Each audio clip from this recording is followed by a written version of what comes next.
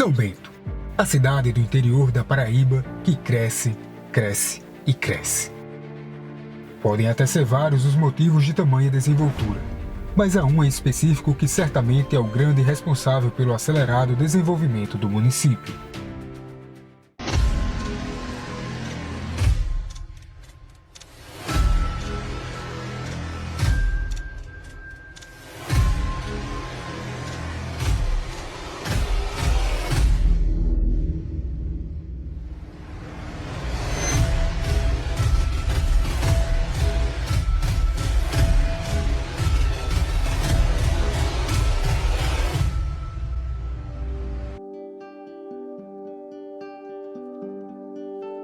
A rede de dormir, sem dúvidas, é a grande impulsionadora da economia da cidade.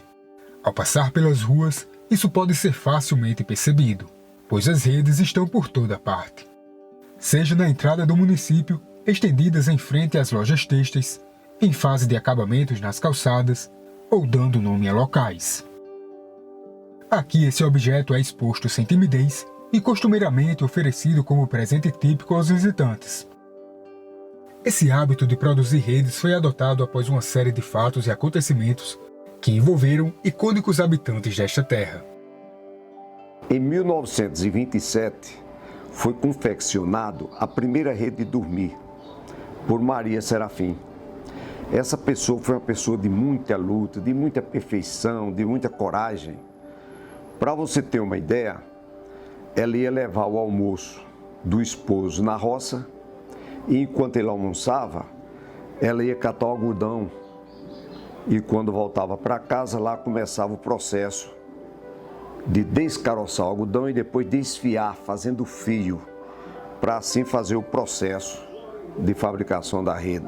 Aí você vê as coisas como são. Ela ficou nesse trabalho e 10 anos depois, em 1937, com mais a união de 3 pessoas que foram Maria Serafim, Ernesto Pinto, Pedro Pereira de Alcântara e Joventino Pereira.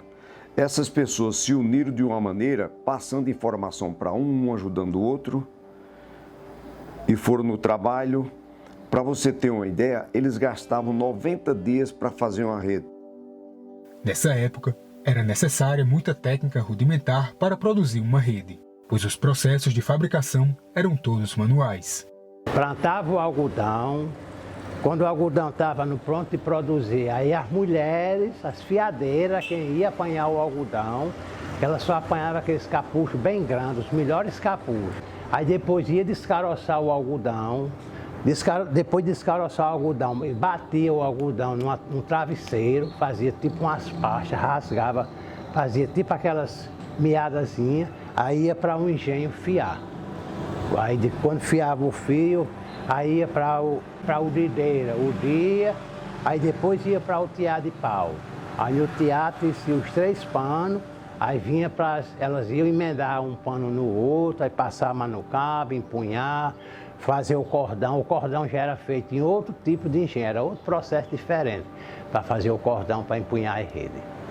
Era um processo bem longo, não tinha condições de vender não, mal dava para casa. Se não fizesse muito rápido, fosse uma família grande, a rede se rasgava antes de preparar a outra, porque era um processo muito demorado.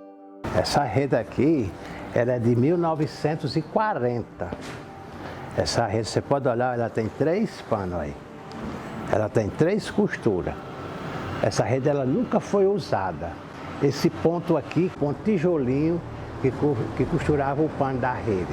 Aí esse acabamento aqui, era que chamavam ele de o cadi. Fazia tudo na mão, as trancinhas trançadas na mão, aí depois fazia mais no cabo, o cordão tudo feito na mão, no engenho, torcido no engenho também. Botava essas belotas para enfeitar, e toda a vida teve essas belotas na rede, desde o início, tá vendo?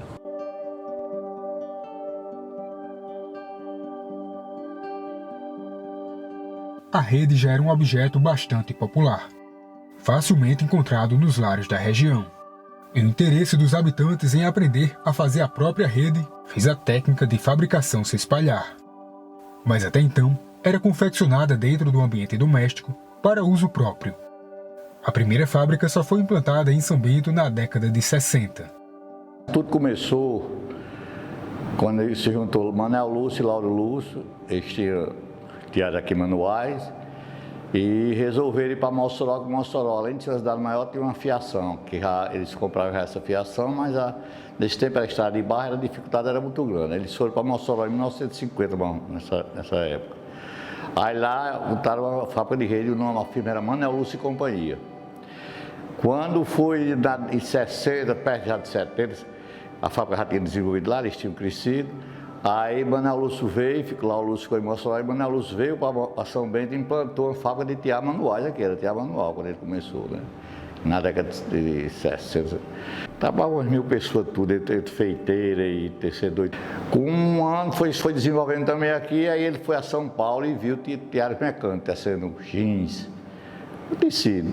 Aí ele se formou o tiar que tivesse condições de tecer o pano da rede, né, que é um pano mais pesado. Aí a Ribeiro, uma empresa de fabricar tiares, mostrou um tiar lá, ele gostou e da série comprou.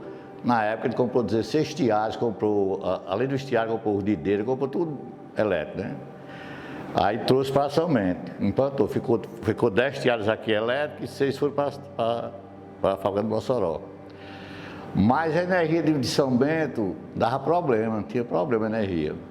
Aí ele botou um gerador antigo, desses antigos, que a gente tem uma roda que tem ali que chama roda de Manuel, roda do Zé Mané, pronto, era um gerador daquele, um geradorzão antigo, que gerava energia para o tiar. Aí depois desse gerador, ele comprou um gerador mais moderno, já era com motor Scania, esse motor de caminhão Scania, para gerar energia, né? Porque a energia daqui não tinha condições, não dava condições. Depois veio a energia, que o Paulo Afonso deu condições de desenvolver a automação, a mecanização da fabricação de rede, né? Começou daí, começou tudo com o Manuel Lúcio e companhia. O tiar de pau, quando ele tinha, ele devia ter na faixa de uns 30 tiares manuais, né? Mas ele começou com 10 tiares mecânicos e ficou também com o de pau. Aí foi aumentando os tiares mecânicos, né? Foi tirando, foram acabando de tiar manuais e passou tudo a ficar mecânico. Ele devia ter na faixa também nos 30 tiares mecânicos no auge mesmo da produção, né? Ele chegou a fazer 5.000 redes por semana. Ele foi o primeiro carro, já tinha redeiro vendendo aqui por perto, trabalhava uma rede, mas carro de rede mesmo, para ir para Santa Catarina, para o norte, para o sul, ele foi quem começou. Esse negócio do carro de rede e viajar no meio do mundo, corretor. Manuel Lúcio compra uma caminhonete e bota para vender rede lá fora. O motorista era Nelson Pedro da Silva. Ele dava o preço para Nelson vendia lá fora 5, 10 vezes mais caro. Nelson, quando vinha de viagem, guardava o dinheiro num saco dentro da caminhonete. A criação da Feira da Pedra contribuiu para atrair o público de outras cidades. João da Mata, dono da loja Copacabana Tecidos, foi o primeiro a expor redes de dormir para serem vendidas a céu aberto no centro da cidade.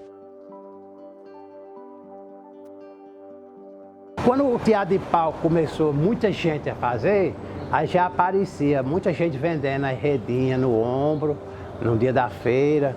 Aí quando não vendia, chegava lá em João da Mata. João da Mata tinha uma loja chamada Copacabana Tecido, aí ele trocava a rede por tecido. Quando era na segunda-feira, ele botava uma banquinha na calçada com a rede dele em cima para vender. Na calçada da fábrica Copacabana começou a Feira da Pedra. Aí as outras pessoas que traziam rede para vender, chegavam, se encostavam ali perto onde estava aquela banca, e foi formando, e ali começou a Feira da Pedra. Foi João da Mata quem fundou a Feira da Pedra de São Bento, na loja Copacabana Tecido. Nos anos 75, 80, era pouquinho. Agora, nos anos 90 em diante, aí ela disparou. Aí tomou conta da avenida todinha. Naquele tempo a feira era lá na Pedra, lá embaixo. Era na Feira da Pedra, não tinha aqui o shopping da rede não. Aí eu morava na Barra de Cima. Aí a gente pegava o carro de linha e vinha para a Feira da Pedra vender rede. Nessa época, de acordo com o livro Raízes Históricas do município de São Bento da Paraíba, cerca de 80% da população tinha algum tipo de envolvimento econômico ligado à rede de dormir. A vasta mão de obra realizada na fase de acabamento do produto era grande e responsável pelo alto nível de empregabilidade. Porque a rede, a gente compra só o pano bruto, sem esse acabamento, sem essa mamucaba, sem o caseado. A gente compra o fio, naquela época, nesse fio eu não comprava ele pronto. Eu pegava as tabocas de fio bruta e torcia o fio no engenho manual assim, para fazer esse fio para enfiar, para fazer a varanda. Enfiar na rede e fazer a varanda. Eu fazia muita rede de ganho lá no sítio. A gente pegava a rede lá dos donos de fábrica, né? Para fazer esse trabalho aqui. Eu lembro quando eu fazia esse trabalho aqui de 25 centavos. E tinha para bater a trança e casear, e tinha para torcer essa cabecinha aqui e entrançar. 2 entrançadinhos que tinha aqui, era 50 centavos para fazer esses 2 serviços. E a gente fazia muito de ganho. Pegava dos donos de fábrica para fazer. Por isso que eu digo que hoje em dia não trabalha aqui em São Bento quem não quer, porque muita fábrica tem aqui em São Bento e muito acabamento de rede para fazer. Aí não trabalha quem não quiser, porque de serviço não falta não. Outro fator que teve profundo impacto no desenvolvimento econômico do município foi a construção da Ponte João Agripino, inaugurada em 1970. A obra possibilitou o tráfego de grandes veículos e trouxe acessibilidade. Tinha na época o pontão, lá em Senhor Alexandre, para atravessar o rio, quando vinha um carro. Isso era com muita dificuldade. Não passava carro grande, que na época também não tinha, era caminhoneta. Então João Agripino, que era muito amigo de Dom Silveira, os dois se combinaram e ele prometeu para Dom Silveira que faria a ponte. E ele fez a ponte. A ponte foi uma explosão para o comércio de São Bento. São Bento, quando o rio estava cheio, só tinha pontão ali no Senhor Alexandre, só passava carro pequeneira com dificuldades, e Pau Paulista fechava tudo, nada passava. Então 30 dias às vezes ficava parado aqui de tudo. O Shopping das Redes é mais uma obra que merece destaque no que diz respeito à valorização do objeto na cidade. Como o próprio nome já diz, aqui a rede pode ser encontrada em abundância, junto com vários outros produtos têxteis. Com a evolução, a gente também tem que crescer com essa evolução, né? Então, como a feira era lá na Pedra, no Sol, conhecida como a Feira da Pedra antigamente, teve a evolução, foi crescendo e deu um lugar mais aconchegante para as pessoas que vêm de fora e para os próprios feirantes que são daqui de São Bento. Era mais complicado, né? Até assim, em termos no tempo de inverno, porque era muito sofrido para a gente. Porque a gente tinha que, quando chegava a chuva, a gente tinha que correr com aqueles molhos de rede, colocar num canto que não molhasse, né? Quando era alguém que tinha aquela tendazinha para cobrir, ainda, mas tá bem melhor agora, não se compara. Tá bem melhor. A pessoa vender uma coisa assim ao ar livre, para ter um teto, né? Para colocar a mercadoria da gente, é bem diferente, é bem melhor. Que nós compramos rede, tapete, meias, toalha de banho, brinquedos. É como se diz, é um bazar, várias coisas. A Feira de São Bento está de parabéns, viu? Porque aqui tem muita coisa, a gente ganha o pão para a família, né? A Expo Têxtil é uma feira têxtil que foi idealizada para expor especialmente produtos que são fabricados pela população local. Este evento é a mais nova ação do município para manter viva a maior fonte de renda da cidade. Pode ser até que na própria Expo Têxtil lá não tenha aquela venda grande, mas a rede de contatos com certeza é um grande influenciador nesse avanço dessas vendas. São Bento hoje é conhecido no Brasil, outros países, devido a esses eventos que tem, né? Tem a Expo Têxtil que fica conhecida no Brasil inteiro. Então isso com certeza traz benefícios para todo mundo, para a cidade inteira, porque a cidade inteira produz, a cidade inteira desenvolve. Muitas pessoas vêm de fora, visitam. Algumas pessoas vêm até para a própria festa, né? Mas dá uma passada na feira e a gente faz um contato, tem aquela rede de contatos e depois conseguimos fidelizar muitos clientes através da Expo Têxtil. Graças a Deus nós somos um povo trabalhador que não fica aqui esperando, que busca, né, que acompanha toda essa evolução. Então nós não estamos aqui de braços cruzados, não, a gente também está acompanhando essa evolução da internet, de Instagram e venda, e a gente busca e vai atrás mesmo e está aí a prova que nós somos aí nos Correios o terceiro do estado. São Bento é uma cidade que cresce muito, que vem só crescendo muito e o céu é o limite para a gente. Eu costumo dizer que a gente tem nome e sobrenome, São Bento das Redes. Quando alguém diz, você é de onde? Eu tenho o maior orgulho de dizer, eu sou de São Bento das Redes. A rede de dormir veio a São Bento de forma modesta, sem pretensões e promessas. Aqui ela chegou e resolveu permanecer. Não prometeu nada e entregou tudo e mais um pouco. Ela gostou dos habitantes de mãos habilidosas, das ideias criativas que tanto a adornam, da coragem do povo que confecciona cada detalhe de acabamento. São Bento e a Rede de Dormir formaram uma dupla imbatível. A cidade a trata como rainha, e em forma de gratidão, a rede retribui com muita prosperidade. É uma espécie de acordo onde as duas saem ganhando e crescem juntas. Essa parceria já conquistou o Brasil e logo conquistará o mundo.